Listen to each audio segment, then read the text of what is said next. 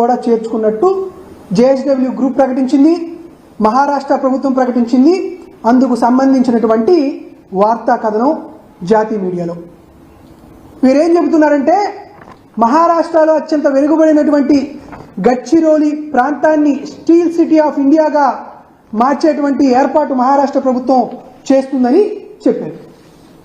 ఈరోజు ఈ విషయాన్ని మీ అందరికీ ఎందుకు తీసుకొస్తున్నానంటే మీ దృష్టికి, ఆంధ్రప్రదేశ్ రాష్ట్రంలో కూడా వైఎస్ జగన్మోహన్ రెడ్డి గారు ముఖ్యమంత్రిగా ఉండగా సజ్జన్ జిందాల్ గారిని ప్రత్యేకంగా ఆహ్వానించి ఆంధ్రప్రదేశ్ రాష్ట్రంలో కడపలో 8,800 కోట్ల రూపాయల భారీ పెట్టుబడితో ఒక స్టీల్ ప్లాంట్ నిర్మించాలని, రాయలసీమ ప్రాంతంలో ఉన్నటువంటి యువతకి భరోసా కల్పించాలని, ఆ ప్రాంతాన్ని అభివృద్ధి చేయాలనేటువంటి సంకల్పం జగన్మోహన్ రెడ్డి గారు చూపించి ముందుకు తీసుకెళ్లారు.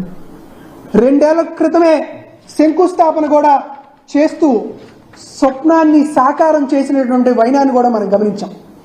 దీంతోపాటు 2022లో సుమారుగా 50,500 కోట్ల రూపాయల పెట్టుబడులు జిందాల్ గ్రూపు ఆంధ్రప్రదేశ్ రాష్ట్రంలో పెడుతుందని జరిగినటువంటి పెట్టుబడుల సదస్సులో కూడా 6 ఒప్పందాలు వైఎస్ఆర్ కాంగ్రెస్ పార్టీ హయాంలో జరిగినటువంటి విషయాన్ని కూడా మేము ముందుకు తీసుకొస్తున్నాం. ఇవన్నీ ఇటువంటి పరిస్థితులు ఉంటే చంద్రబాబు నాయుడు గారు బొంబాయి నుంచి ఒక జూనియర్ ఆర్టిస్ట్ని తీసుకొచ్చారు.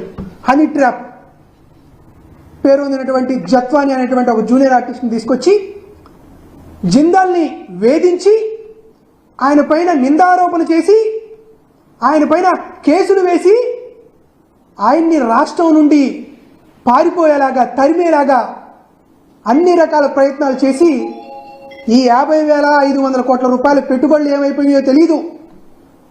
రమారమి 9,000 కోట్ల రూపాయలతో స్టీల్ ప్లాంట్ నిర్మాణం అర్ధాంతరంగా మధ్యలోనే ఆగిపోయేటువంటి అగమ్య గోచరమైనటువంటి పరిస్థితికి వెళ్ళినటువంటి విషయాన్ని ఆంధ్రప్రదేశ్ రాష్ట్రంలో నెలకొంది. ఇటువంటి వైన ఉంటే దాల్మియా లాంటి మరొక పెద్ద గ్రూప్ ఉంటే ఆ దాల్మియా గ్రూపుకు చెందినటువంటి ఒక 11 లారీలని కూటమి ప్రభుత్వానికి చెందిన వాళ్ళు ధ్వంసం చేస్తారు కప్పం కట్టలేదని. మరొక పెద్ద సంస్థ అయినటువంటి ఆదాని గ్రూపు పోర్టుకి స్వయాన ఎమ్మెల్యే సోమిరెడ్డి గారు వెళ్ళి దాడి చేసి మాకు తెలియకుండా ఇక్కడ ప్రాజెక్ట్ ఎందుకు కడుతున్నారు, మాకు కప్పం కట్టాల్సిందే అని వారి మీద దాడులు చేస్తారు. ఒక జిందాల్ గ్రూప్ని బెదిరించి తరివేశారు. ఒక ఆదాని గ్రూప్ని కప్పం కట్టాల్సిందే అని ఒత్తిడి చేస్తున్నారు. ఒక దాల్మియా గ్రూప్ని ధ్వంసం చేశారు.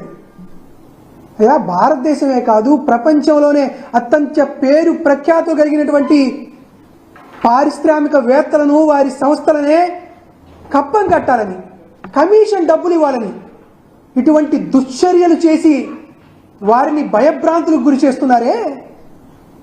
ఇక సామాన్యంగా పనిచేసేటువంటి వ్యాపార వర్గాలు ఈ రాష్ట్రంలో పెట్టుబడులు పెట్టాలంటే వారు భయపడరా?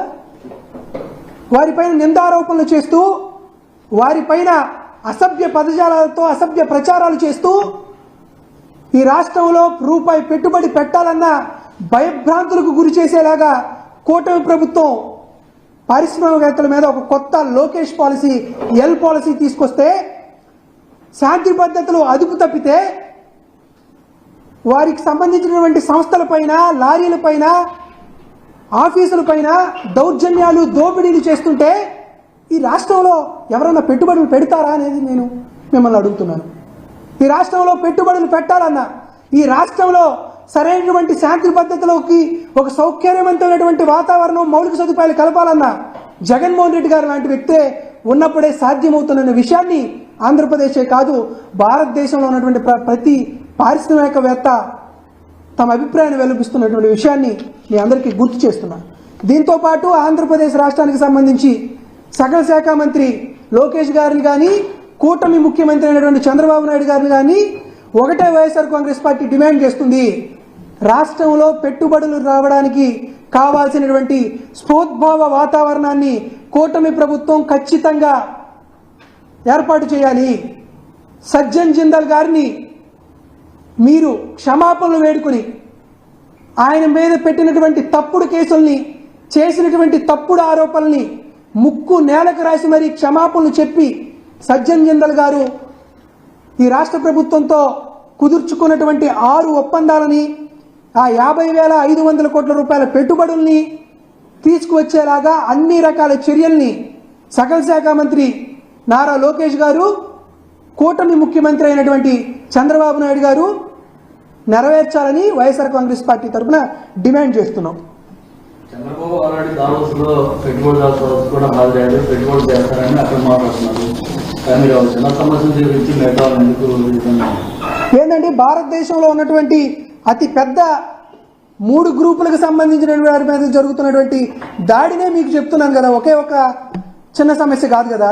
3 లక్షల కోట్ల రూపాయల ఒప్పందం ఆంధ్రప్రదేశ్ రాష్ట్రంతో చేసుకోవాల్సింది పోయి, ఆంధ్రప్రదేశ్ రాష్ట్రంలో ఉన్నటువంటి స్టీల్ ప్లాంట్కి సంబంధించినటువంటి వ్యవహారాలకు జరగాల్సింది పోయి, ఆ 3 లక్షల కోట్ల రూపాయల పెట్టుబడులు కేవలం చంద్రబాబు నాయుడు గారికి, నారా లోకేష్ గారికి భయపడిపోయి పారిశ్రామికవేత్తలు పక్క రాష్ట్రాల వైపు చూస్తుంటే, పారిశ్రామికవేత్తలు భయభ్రాంతులకు గురవుతుంటే, ఈ సమయంలో కూడా వైఎస్ఆర్ కాంగ్రెస్ పార్టీ సంప్రదించకుండా, అదేవిధంగా కూటమి ప్రభుత్వానికి హెచ్చరిక జారీ చేయకుండా ఈ రాష్ట్రంలో పెట్టుబడులు పెట్టి ఆంధ్రప్రదేశ్ రాష్ట్రంలో ఉన్నటువంటి యువతకు మంచి మేలైనటువంటి సౌకర్యాలని, అదేవిధంగా భవితని అందించవలసిందిగా మా తరపున కూడా ఖచ్చితంగా అన్ని రకాల సంస్థలని కోరుకుంటున్నాం. వారికి కూడా విజ్ఞప్తి చేస్తున్నాం.